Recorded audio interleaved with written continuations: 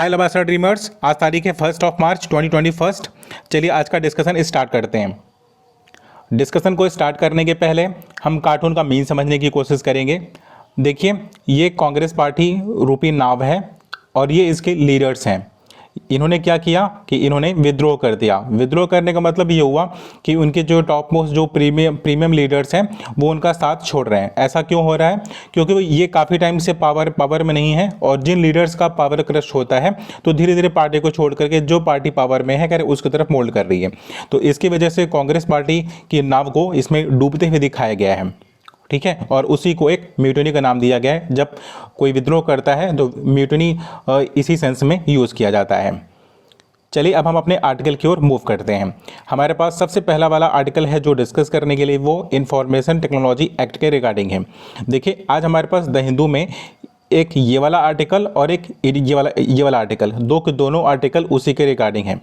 देखिए हुआ क्या कि गवर्नमेंट ने कुछ चेंजेस किए हैं, गाइडलाइन जारी की है किसके रिगार्डिंग की जो मीडिया प्लेटफॉर्म्स होते हैं, जो भी ऑनलाइन प्लेटफॉर्म्स हैं, कर उन पर रिस्ट्रिक्शन लगाने के लिए उनके लिए एक गाइडलाइन इशू किया गया है। इससे पहले क्या होता था कि कोई भी ऑनलाइन कंटेंट है और अगर आपको उस कंटेंट से शिकायत है तो आप क्या करते थे कि जो कंटेंट का जनरेटर होता था आप उसके पास कंप्लेन कर देते हो।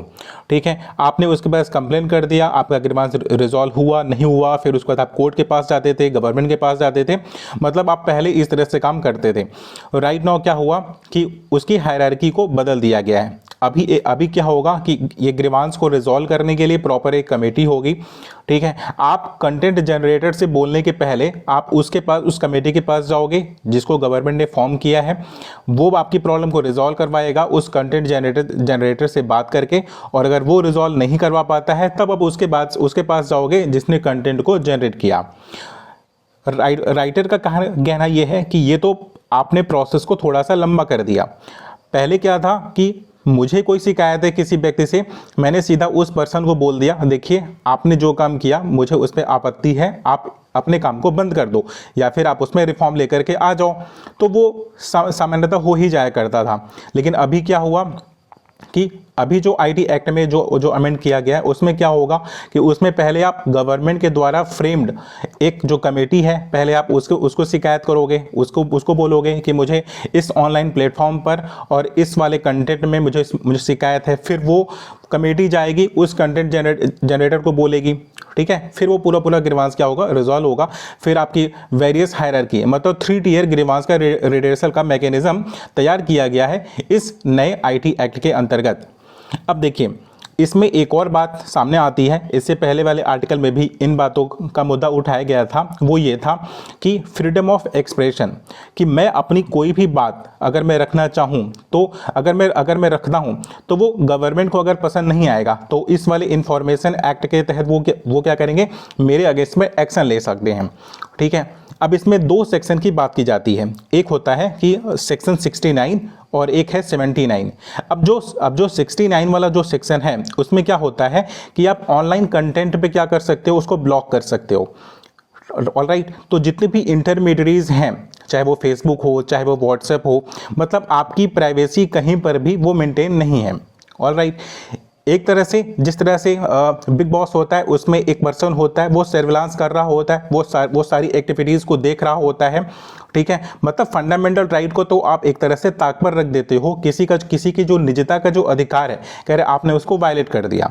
अब जब लोगों ने इसका विरोध किया तो मंत्री जी ने बोला कि नहीं, हम तो केवल प्रॉपर, ताकि जो कम्युनल वायलेंस होता है, ठीक है, उन चीज़ों को रोकने के लिए मैंने ये वाला काम किया हुआ है। अगर ये होगा, बहुत सॉफ्ट अप्रोच होगा, आप गवर्नमेंट को क्रिटिसाइज भी कर सकते हो। बट राइटर का कहना है कि जो रूलिंग गवर्नमेंट है इनका जो क्रिटिसिज्म का एपेटाइट है, कह रहे वो बहुत ही कमज़ोर है। तो ये क्रिटिसिज्म से बचने के लिए इन्होंने इस प्रकार का क्या किया कि संशोधन लेकर के आते हैं। दूसरी शिकायत ये बोलते हैं कि देखिए, संविधान है, संविधान में लॉ बनता है और लॉ बनता है डिस्कशन से। लेकिन आपने क्या किया कि एक एक्ट में ही कोई संशोधन कर दिया और एक डिक्टेटर की तरह आपने क्या किया, उसे एग्जीक्यूट करवाने की आप कोशिश कर रहे हो। ऑलराइट, जबकि ये डिस्कशन का मुद्दा होना चाहिए था कि एक्ट में संशोधन होगा या नहीं होगा। आप एक गाइडलाइन को जारी करके इस प्रकार से आप किसी को फोर्स नहीं कर सकते हो। ठीक है, तो इस वाले आर्टिकल में और इस वाले आर्टिकल में दोनों में सेम बातों को अपोज किया गया था। ठीक है, कुछ बातों को बोला गया कि अब देखिए थ्री टीयर का मैकेनिज्म होगा जो इस तरह के ऑनलाइन कंटेंट के रिजोल्यूशन को रिजॉल्व करेगा। First thing. सेकंड थिंग, आपने इसमें डिस्कशन नहीं किया। थर्ड थिंग कि आपका जो रिस्क का जो क्रिटिसिज्म का जो एपेटाइट है वो काफ़ी कमज़ोर है। आप अपने आलोचकों को जगह नहीं दे रहे हो। जब आलोचक आलोचना आपकी नहीं करेंगे तो आप सही कर रहे हो कि गलत कर रहे हो कर रहे हैं। ये बात डेमोक्रेसी के लिए काफ़ी फ्रूटफुल होती है कि अगर आपका क्रिटिसिज्म होता है तो आप उसमें रिफॉर्म ला सकते हो, आप उसमें बदलाव कर सकते हो। लेकिन आप क्या कर रहे हो कि यहाँ पर क्रिटिसिज्म करने वालों के ऊपर चाबुक चला दे रहे हो। ऑलराइट, तो ये वाला आर्टिकल और ये वाला आर्टिकल कंबाइंड डिस्कस हो गया। नेक्स्ट वन आर्टिकल हमारे पास है जो डिस्कस करने के लिए वो साइंस के रिगार्डिंग है। राइट, देखिए साइंस डे, इंडिया क्या करता है अपना साइंस डे 28 फरवरी को मनाता है। अब 28 फरवरी पहली बार इंडिया में एक इंस्टीट्यूशन रिसर्च वगैरह के रिगार्डिंग डॉक्टर रमन के लीडरशिप में इन द ईयर ऑफ 1928 में रमन इफेक्ट का जब डिस्कवरीज हुई थी तो उस समय उनको नोबेल पुरस्कार मिला था। भारत उस वक्त आज़ाद नहीं था, बट उस टाइम में मीन उनके बर्थ डेट के पर्सपेक्टिव को लेकर के उन्होंने जो डिस्कवर किया, अगर उसके पर्सपेक्टिव को लेकर के हमें 28 फरवरी को क्या मनाते हैं, नेशनल साइंस डे मनाते हैं।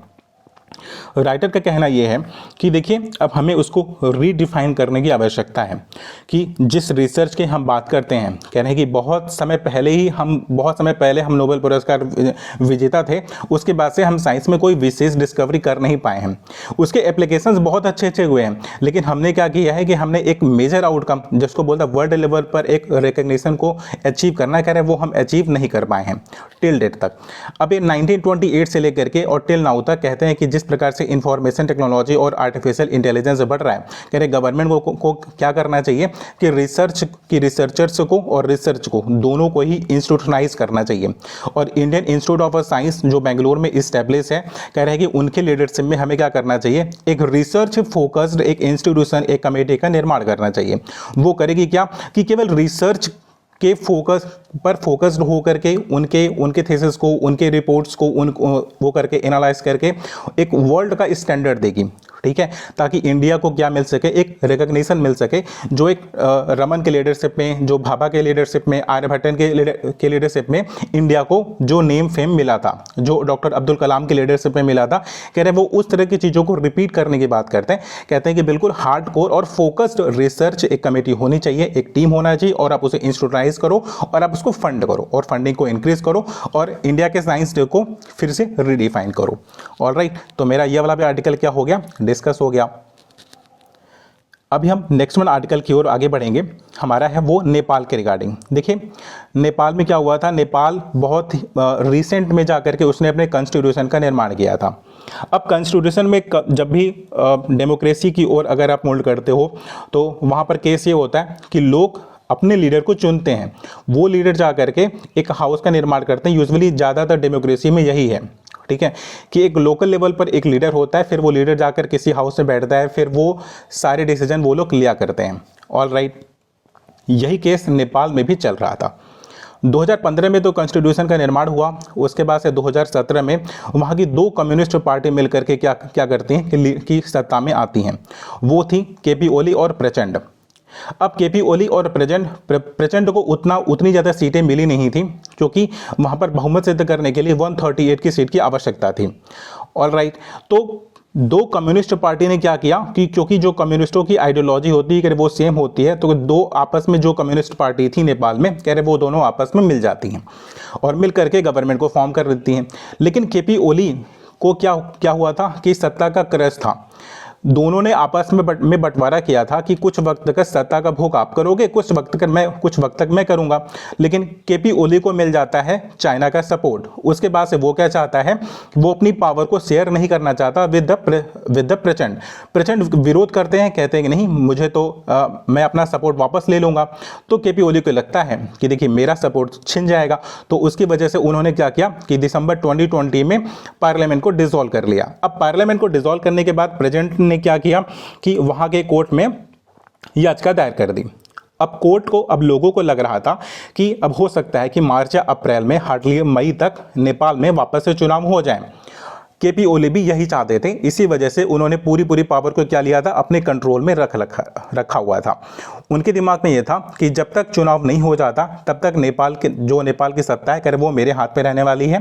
क्योंकि प्रेसिडेंट ने क्या किया था, ब्लैकमेल करना स्टार्ट कर दिया था कि मुझे पावर दो, अदरवाइज मैं क्या करूंगा, मैं अपना सपोर्ट छीन लूंगा। तो उन्होंने पार्लियामेंट को ही रिजॉल्व कर लिया था।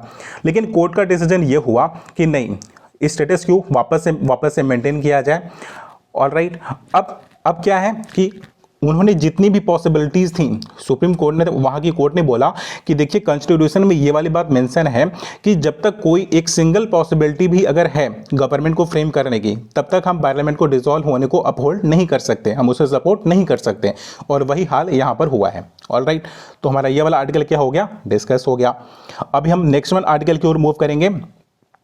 देखिए, जमाल खशोगी की हत्या हुई थी, कहाँ पर हुई थी, एम्बेसी में हुआ था, ये यूरोप में। करवाया किसने था, सऊदी अरेबिया के प्रिंस सलमान ने करवाया था। ऑलराइट, अब देखिए ये जमाल खशोगी था कौन, एक मीडिया पर्सन है, एक जर्नलिस्ट थे जो सऊदी में काफ़ी समय तक रहे थे। तो अब सऊदी में अगर कोई लोकल बंदा है और वहाँ के लोकल की कोई रिपोर्ट या फिर कोई बात लिखता है, तो अगर किसी को उस लोकल प्लेस या उस प्लेस में काफ़ी इंटरेस्ट है तो होगा क्या कि आप उसको वेटेज काफ़ी दोगे।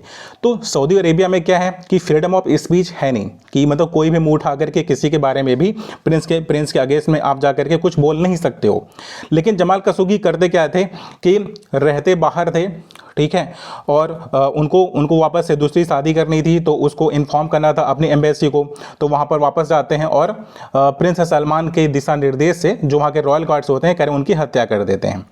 अब इसको इंटरनेशनल फोकस मिला, इंटरनेशनल मीडिया ने इसे प्रॉपर तरीके से कवर किया।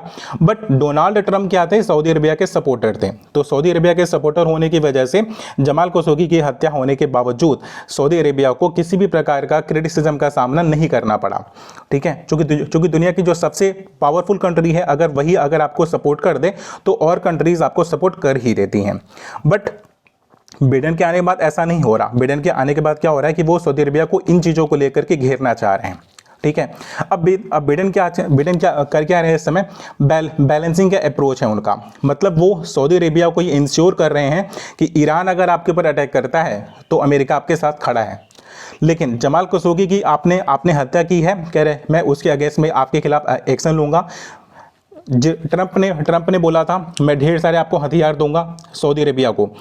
बिडेन आकर के बोलते हैं नहीं भाई, अब कोई हथियार वगैरह मैं देने वाला नहीं हूं, और आपके रॉयल गार्ड्स पर मैं क्या करूंगा, सैंक्शन भी लगा दूंगा, ठीक है। अब देखिए रॉयल गार्ड पर सैंक्शन लगाने का मतलब ये हुआ क्योंकि उसी ने हत्या की थी। अब वो डायरेक्ट सलमान पर तो लगा नहीं सकते, क्योंकि वो क्या है, वो चीफ है, ठीक है। किसी भी देश के मुखिया को आप कभी भी सैंक्शन नहीं कर सकते हो। अगर आप सैंक्शन करते हो मतलब उस देश के साथ अपने रिलेशन को क्या कर रहे हो, खराब कर रहे हो। अगर बिडेन ऐसा कर देते हैं कि सऊदी अरेबिया को बिल्कुल बाइकआउट कर दे, बिल्कुल आइसोलेट कर देते हैं, तो होगा क्या कि इजराइल के साथ मिलकर के सऊदी अरेबिया अमेरिका के लिए प्रॉब्लम क्रिएट कर सकता है मिडिल ईस्ट में, ठीक है। और अमेरिका को एनर्जी की आवश्यकता है जो मिडिल ईस्ट से उसे मिलती है। तो इसकी वजह से बिडेन क्या कर रहे हैं कि एक बैलेंसिंग अप्रोच ले रहे हैं। सऊदी अरेबिया को एक तरफ बोल रहे हैं कि मैं आपको सपोर्ट करूंगा अगर ईरान अटैक करता है तो, लेकिन अगर ईरान अटैक नहीं कर रहा है और आपने जितने भी गलत काम किए हुए हैं कह रहे उसमें आपको सपोर्ट मैं नहीं करूंगा। ऑलराइट, तो हमारा ये वाला भी आर्टिकल क्या हो गया, डिस्कस हो गया। तो आज की तारीख में जितने भी रेलेवेंट आर्टिकल थे वो सारे आर्टिकल डिस्कस हो चुके हैं। ये रीडर्स की तरफ से लिखा जाता है इसलिए हम इसे डिस्कस नहीं करेंगे। कार्टून हम ऑलरेडी डिस्कस कर चुके हैं। Thank you so much for watching the video.